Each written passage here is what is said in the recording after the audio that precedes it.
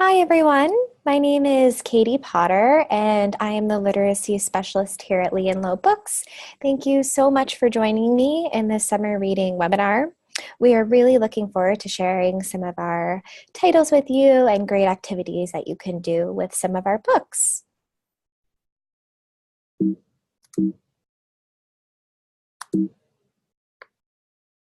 So first, I'm going to talk a little bit about our history here at Lee Lowe and my background. Then I'm going to jump right into talking about the summer slide, what the summer slide is, research about the summer slide, and organizations that you can turn to during the summer to get for reference on how to get kids reading. And then I'm going to talk more specifically about some of our books from the 2018 Diverse Summer Reading List by grade. So I'll be talking about pre-K to 2, grades 3 to 5, and grades 6 to 8 and up. So please note that I'm also going to be asking some interactive polling questions throughout to get some of your ideas, tips, and suggestions. We'll also be sending a recording of this webinar to all registrants. So it's currently being recorded. And also you'll get a link to download the free PDF of this list after the webinar. So I'm going to talk briefly a little bit about our history here at Lee Lowe. We are the largest multicultural children's book publisher in the United States. We were established in 1991, so we just celebrated our 25th anniversary. Lee Lowe was founded by Tom Lowe and his partner Philip Lee. Tom brought on his sons to run the company, so we're completely family and minority owned. We also have a multicultural team, and many of us have education and teacher backgrounds, so we bring a lot of educational knowledge and expertise into our work in the publishing industry. So here at Lee Lowe, we also want to provide stories to children that serve as both mirrors and windows. Windows to look into other cultures and stories about other and stories about children's lives, and also mirrors that children can see themselves in texts, which is incredibly important in children's literacy growth.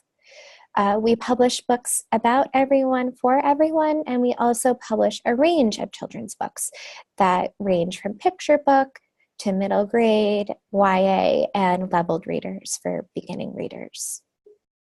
A little bit about my background. I'm the literacy specialist here at Lee Lowe. I have my master's in literacy and childhood general education from Bank Street Graduate School of Education. I'm a certified literacy specialist and also certified to teach elementary in grades 1 through 6. I was a former children's educational researcher, teacher, and literacy instructor. So now I'm going to talk a little bit about the summer slide.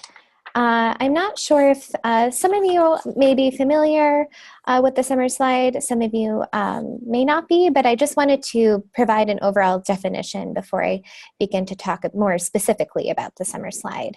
So the summer slide was a term that was coined to describe when the academic skills that students work hard to acquire over the school year are lost or forgotten during the summer months. So when students don't practice these skills or keep up with reading during the summer break, they can fall behind when school begins again in the fall. It takes time for students to relearn and remember those skills when they enter school in the fall, thus creating a spiraling effect. So now I'm going to launch a polling question. What ways do you tackle the summer slide?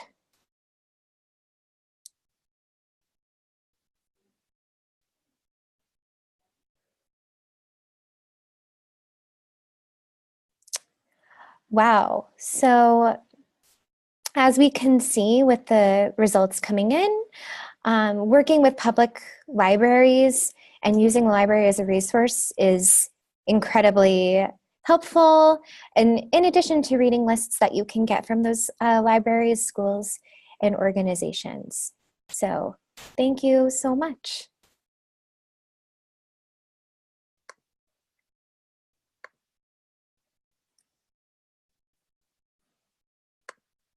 I'm going to share the results and move to the next slide. So, a lot of research has been conducted on the summer slide. The studies have varied in their objectives and also in their methods, but as I examined the studies, I was tending to find similar results in that research has found that disadvantaged youth from low-income households fall significantly more behind than their peers from upper and middle-class households during the summer months.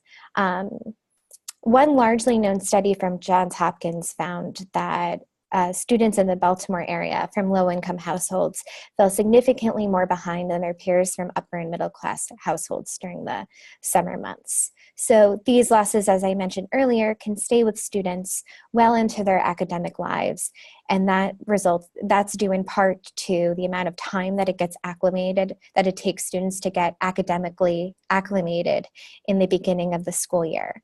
And the summer slide also disproportionately affects children of color due to a multitude of factors: discrimination in schools and libraries, unequal access to research and academic opportunities, and more.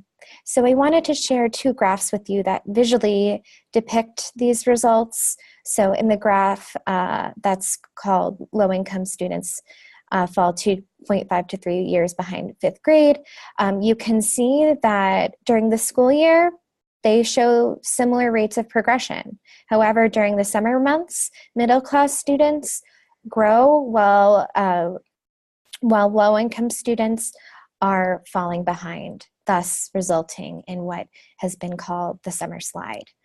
First Book has collected results from another study that was conducted on the summer slide that shows what happens when students have access to books.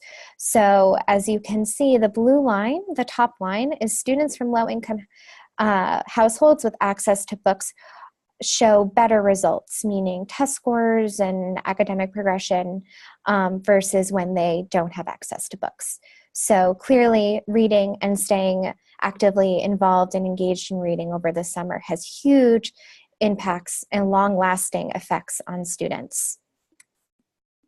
So now I want to talk about some organizations working to prevent the summer slide, and it's so great to see that from the poll that a lot of you who work in libraries or work with libraries are using libraries as a resource.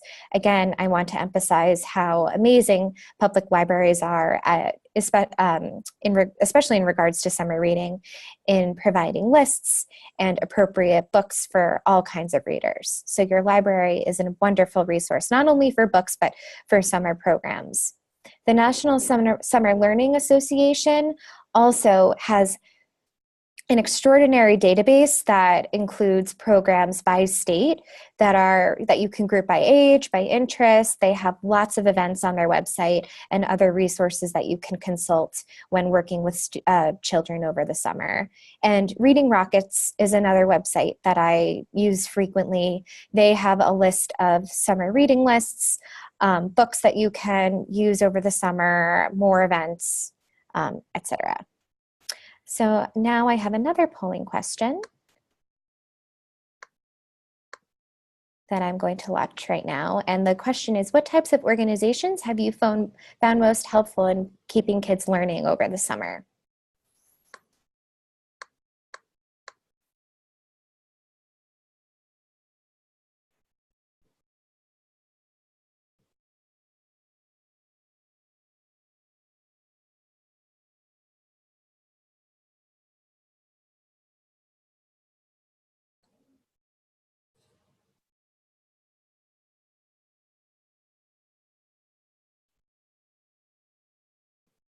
Okay, great.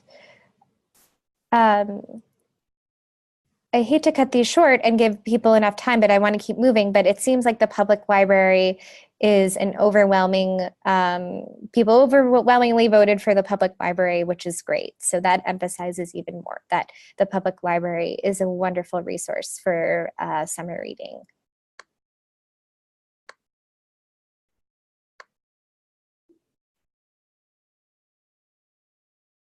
Okay.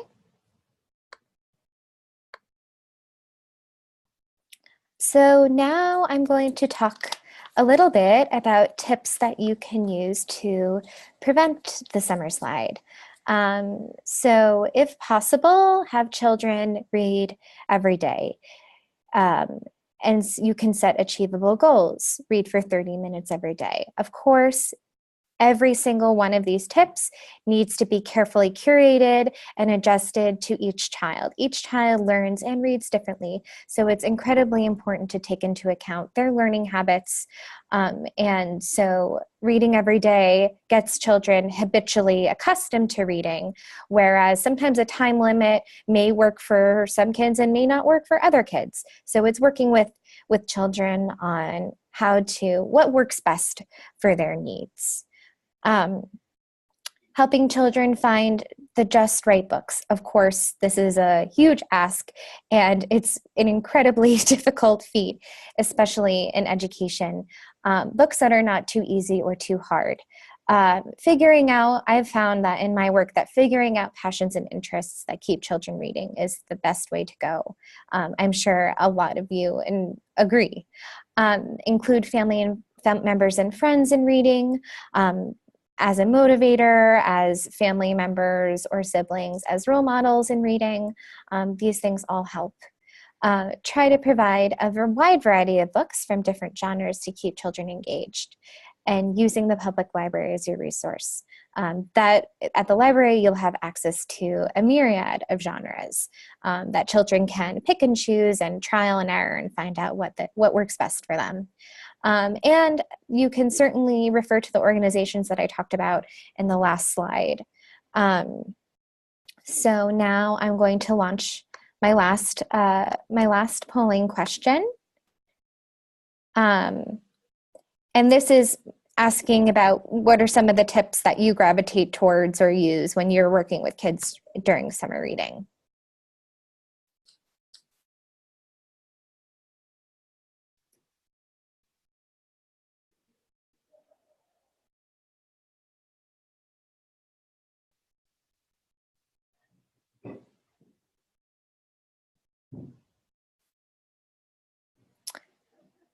Okay, so I am going to stop this short and end the poll. So as you can see, it's slightly varied, but letting kids choose their own books comes in at the top. And of course, that's so important, especially during summer reading when it's supposed to be fun and you want kids to just keep reading. Like I said before, the habit and getting used to reading every day or frequently is of the utmost importance.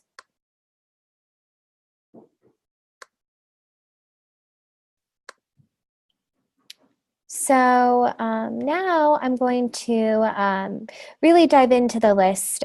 So as you can see, these are all pages from the 2018 Diverse Summer Reading List. The books are arranged according to grade band. Again, to emphasize, the link to download this list and a recording of this webinar will be emailed after the presentation.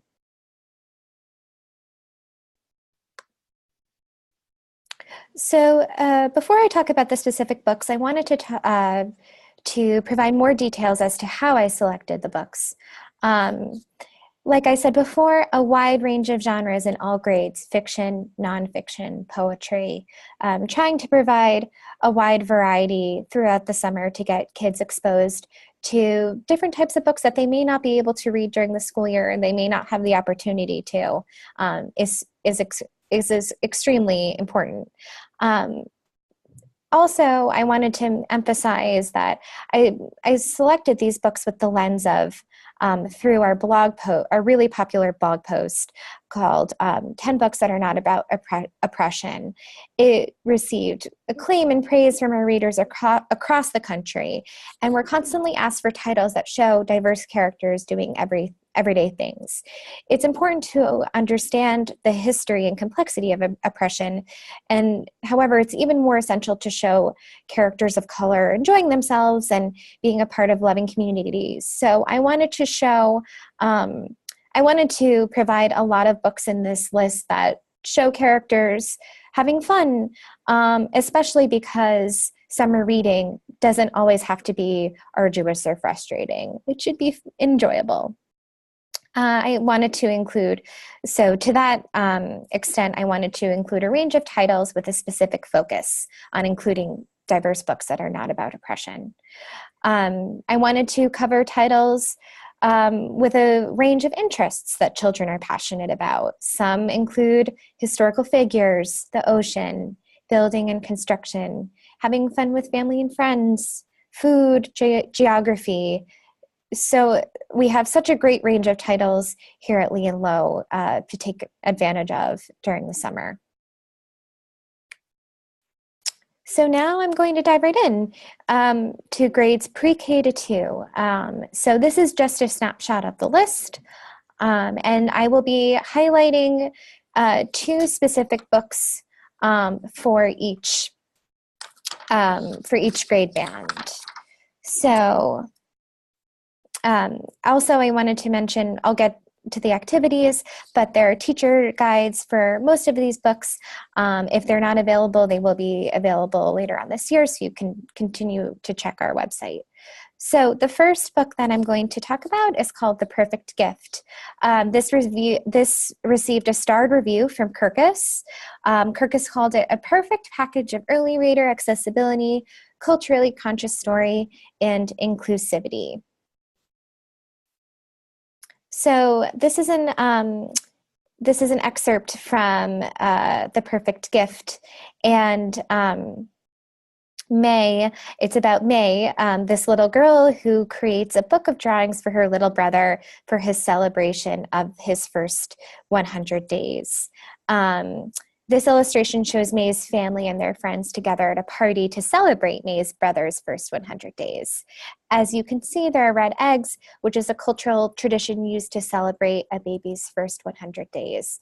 And this is part of our popular Confetti Kids series that's for early readers, that falls within the first and second grade band, and each story features a different character from the Confetti Kids who you can see in the illustration with their families. The Perfect Gift, the book activities that I'm going to highlight. So May creates a book of drawings to commemorate her brother's first 100 days. So you can encourage children after reading this book to create an art piece for someone who is close to them or who students want to acknowledge, whether it's a family member, friend, teacher, or caregiver. Also, in the back of The Perfect Gift, there's an activity page that lists how you can boil eggs and dye them, similar to what May and her grandmother do in The Perfect Gift. So if you have the access to the materials and if it's possible for you, try to do that with kids. It's always really fun to do experiments like that with children. The next book I'm going to highlight from grades pre-K to 2 is called Sunrise Rin. And this book by W. Nicola Lisa was acclaimed by the New York Times, Kirkus Reviews, and School Library Journal. It's also important to note it's part of countless nationwide curricula, so it's beloved by both children and educators. This illustration that I wanted to show you all shows this little boy and his father. So Sunrise Rin is about, it takes readers from sunrise to sunset as an African-American boy spends an activity-filled day helping his family on their farm. So this illustration shows the boy with his father reading a story at the end of a long day before a well-deserved rest.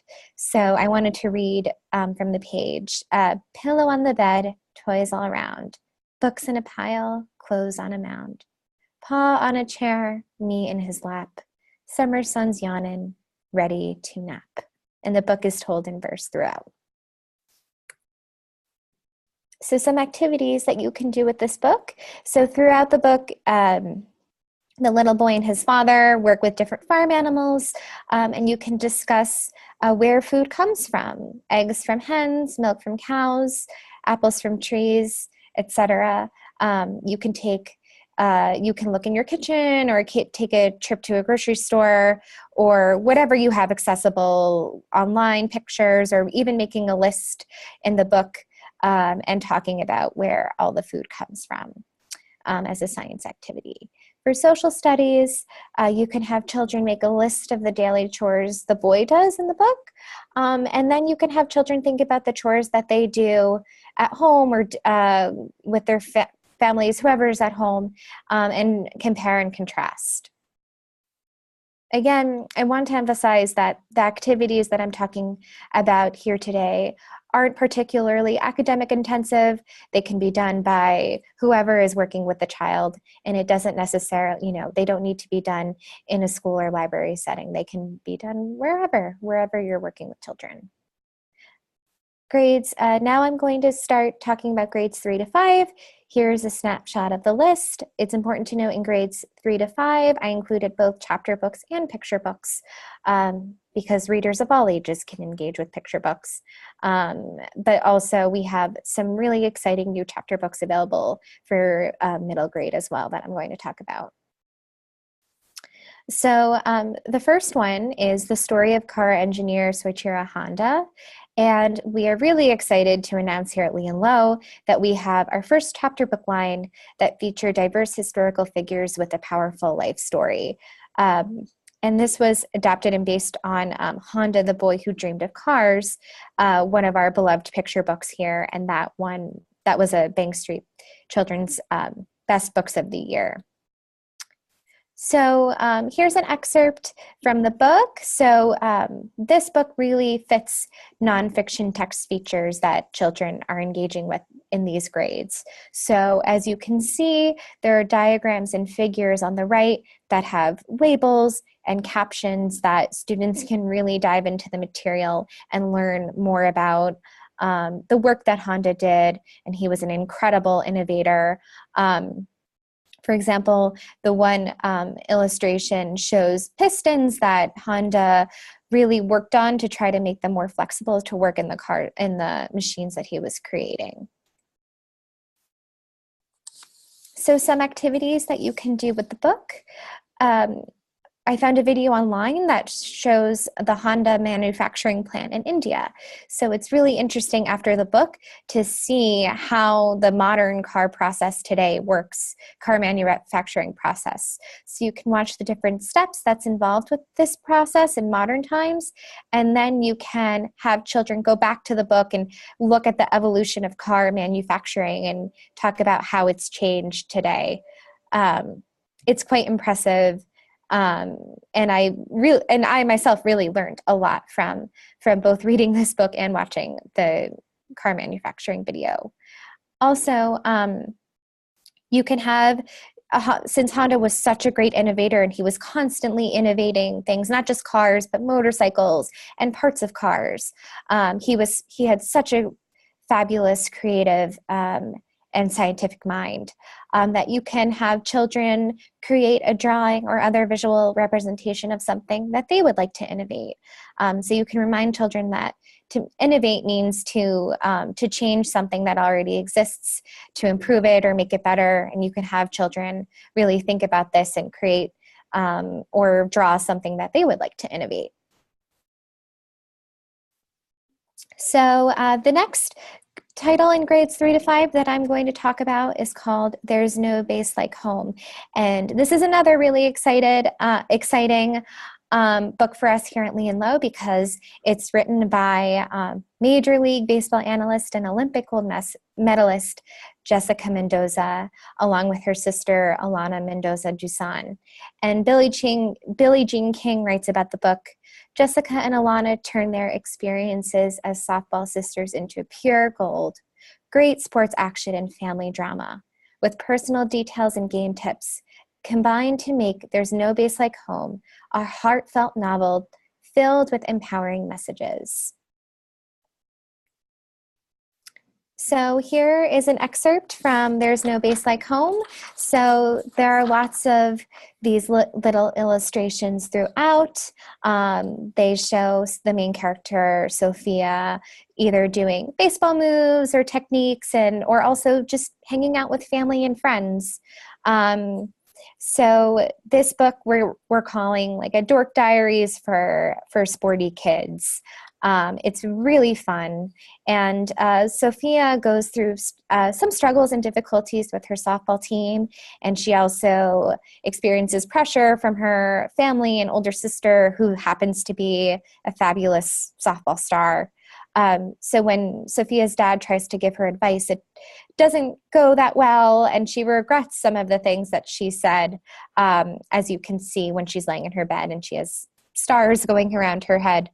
And that's something that kids can relate to. Perhaps they regret something that they've said to a friend or family member. So Sophia really goes through some pre-adolescent struggles which kids can identify with.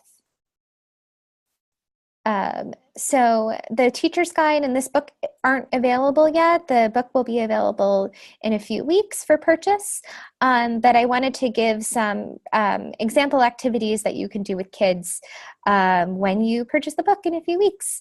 So if possible, you could have children watch outfielders taking crow hops. So Sophia plays pitcher, but she also experiences some outfield play. So you can have children practice crow hops with a softball or baseball at a park or field if it's convenient or close to you. You can also try the tamales recipe provided in the book, or make another beloved family recipe at home. There's a wonderful illustration of Sophia and her grandmother's tamale recipes in the book. So that could be a really fun activity to do at home, or you could watch videos of tamales or look at pictures of how they're made, something to accompany the book. So now I'm going to show a video of an interview with Jessica Mendoza that I personally really liked as an athlete myself, and she talks about growing up in her Mexican family, and also, playing, overcoming gender stereotypes in regards to sports. So I'm going to play that for you now.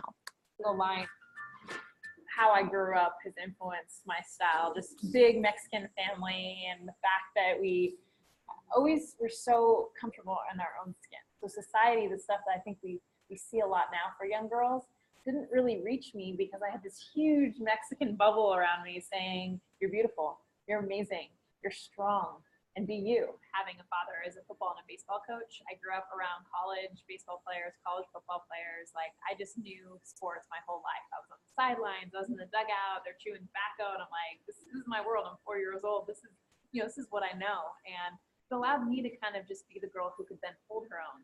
When all of a sudden you're playing pickup ball with the boys in the street, and they're just like, she's a girl, she can't play. And I'm like, have you seen my skills? Like, come on, bring it on. So I just wanted to share that with you all because I find her to be such an inspirational figure, not only for adults, but also for kids. So that's, there's no place like home. So finally, I'm going to talk about the grades 6 to 8 portion of the list. And there's a plus sign after the 8 because these books are for kids in grades 6 to 8 and beyond. So if you are working with high school students, you could certainly use these books with kids that are in grades 9 through 12. So the first book that I'm going to talk about is I Am Alfonzo Jones, written by Tony Medina and co-illustrated by Stacey Robinson and John Jennings. This has won countless awards, including Best Books for Teens by the New York Public Library. It received a star review from School Library Journal. It was awarded the top 10 great graphic novels for teens by YALSA, the Young Adult Library Services Association, and also the 10 best graphic novels of 2017 by Forbes magazine. So I Am Alfonzo Jones is the first graphic novel for young readers to focus on police brutality and the Black Lives Matter movement. It's The Hate You Give meets The Lovely Bones. And graphic novels are great for children who may feel intimidated by long chapter books, or they enjoy the visual supports. And it's also a great way to convey difficult topics through a medium that children can identify with and understand. So the illustrations that I'm showing here display a letter correspondence between Alfonso and his father, who is incarcerated. The next few panels go into Alfonso's grandfather giving Alfonso the talk. So I'm going to read a little bit about what the grandfather says. Alfonso's grandfather says, "Son, this talk is not what you think it would be. This is not about birds or bees, flowers, or any of that mess. This is about what it means to be Black in America. You have to learn how to protect yourself, especially in the presence of police officers." This is a flashback scene, and Alfonso is shot and killed by an off-duty police officer to begin the book, and then he goes through a ghost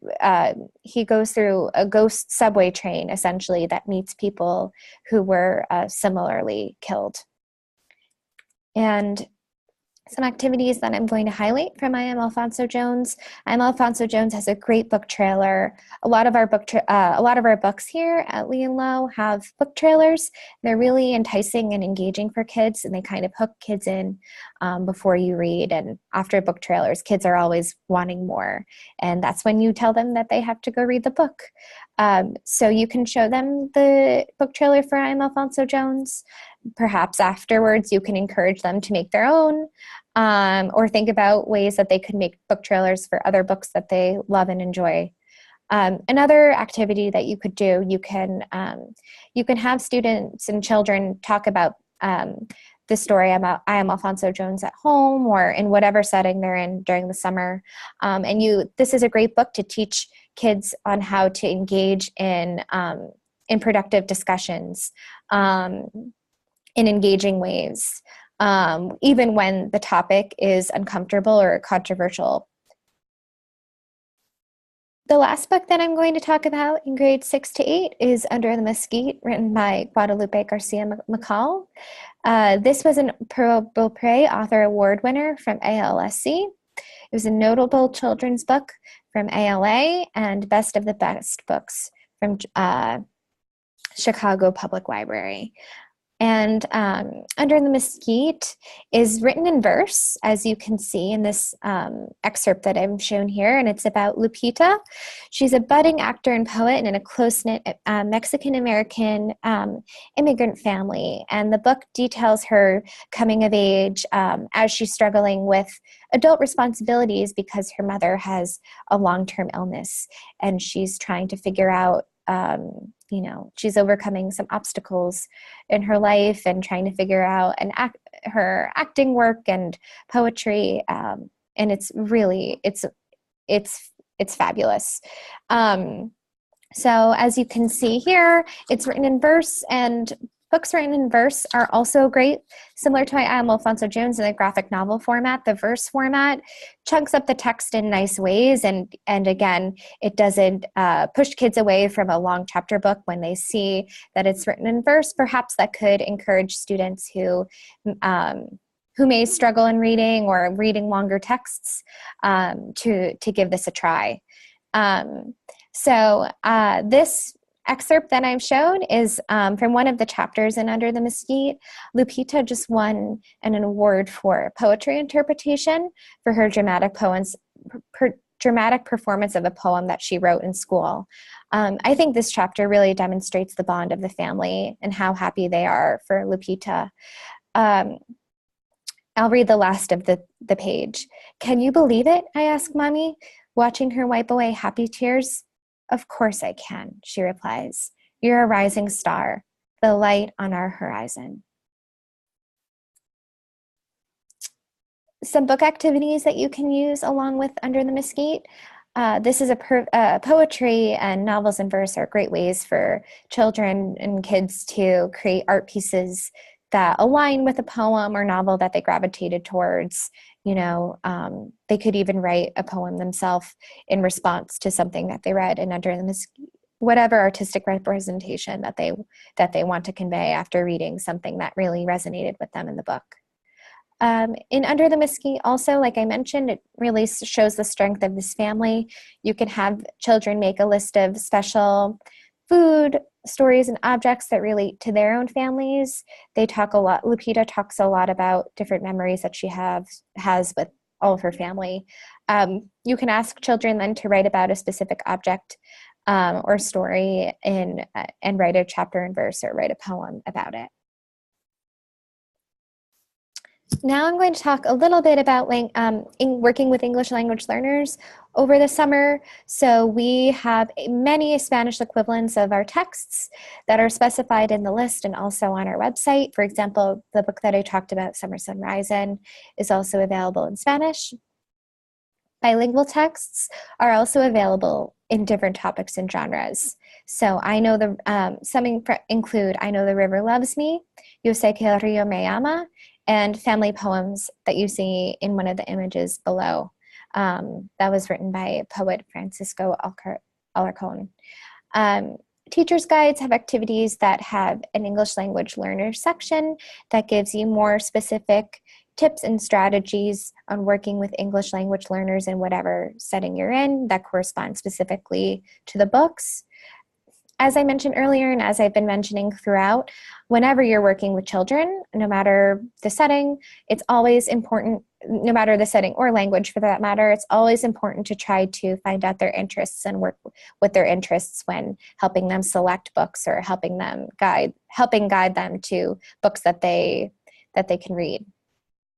You can work with a librarian, a YMCA coordinator, or a community coordinator, or your summer program for expertise with children who are English language learners. And finally, finding books that have visual support, like I said with Am Alfonzo Jones and Under the Mesquite, that are less text dependent or show text in atypical ways from the standard prose novel or in a picture book. So picture books, graphic novels, comic books, poetry, novels written in verse, and even some nonfiction titles that rely a lot on pictures and diagrams and different visual accompaniments in books are always helpful for English language learners and all learners for that matter. So now I'm going to take some time to answer a few of your questions. We have a few more minutes, so I'm going to take a few of those to answer some questions that came up during the webinar.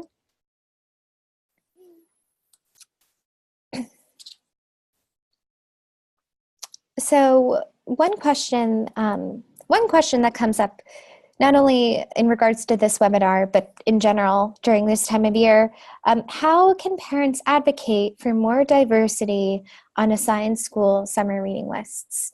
A lot of summer reading lists across the country don't change frequently, or they don't show diverse titles at all.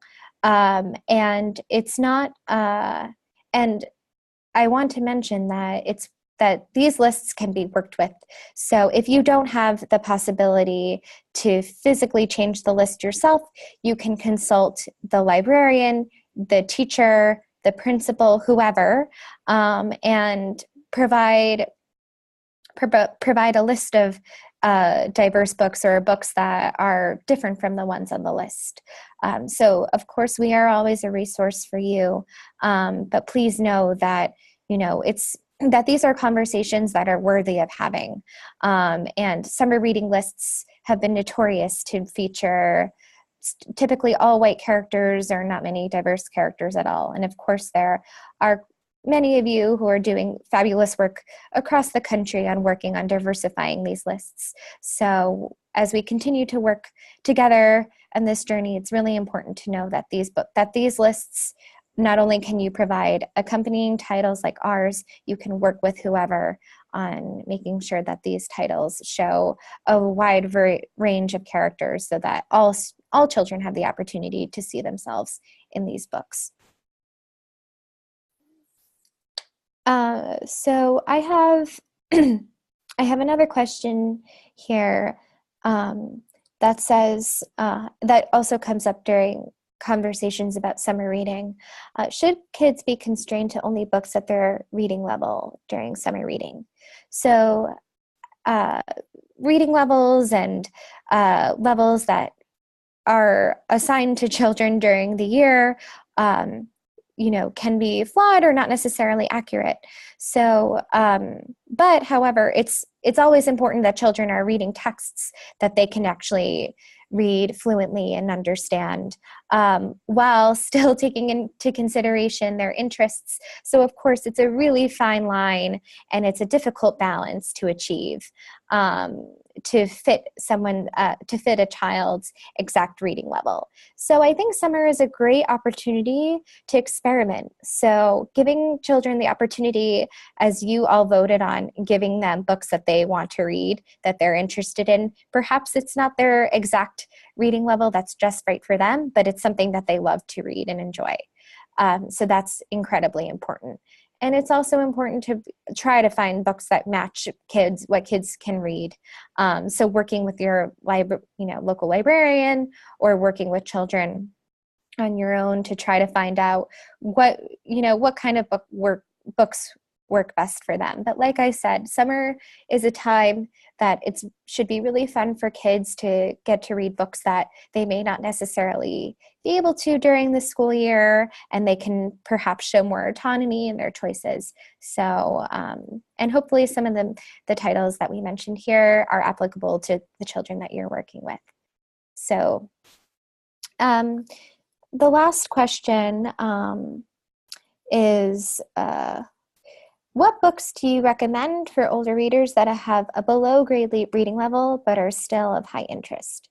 So, like I said in my last slide, for English language learners or students who perhaps might be reading below grade level, it's important to have books that they feel comfortable reading, and that also perhaps come in different formats that, like I said, are not your standard chapter book that's written prose. So graphic novels are hugely popular, and we have I Am Alfonzo Jones, and that's wonderful at tackling difficult concepts.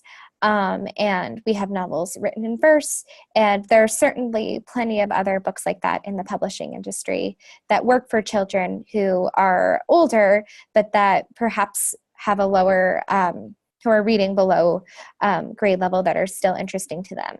The Story Of series has like I said, features historical figures, but there are lots of pictures and diagrams and nonfiction text features that allow children to make sense of the text and really get to know the information, while using, that's not just in paragraph form. There are lots of call-out boxes, and there's additional recommended reading in the back. There's a glossary. So looking for features like that in books are also helpful for older readers. So that's it for the questions that I'm going to take. So to conclude, thank you so much for joining this webinar. We're happy to answer questions or inquiries that you have about purchasing or any of the information that was brought up during the webinar. You please feel free to email me. Again, to emphasize, the link to download the diverse summer reading list and a recording of this webinar will be emailed to you after the presentation. And lastly, please follow us on social media on all of these different channels. We have Twitter, Instagram, Facebook, Pinterest, and our blog. Our blog also has a wealth of information about working with children and culturally responsive teaching and using diverse books with a variety of grades and reading levels. So please refer to our blog also for information, and we're constantly posting new content. So check us out there as well.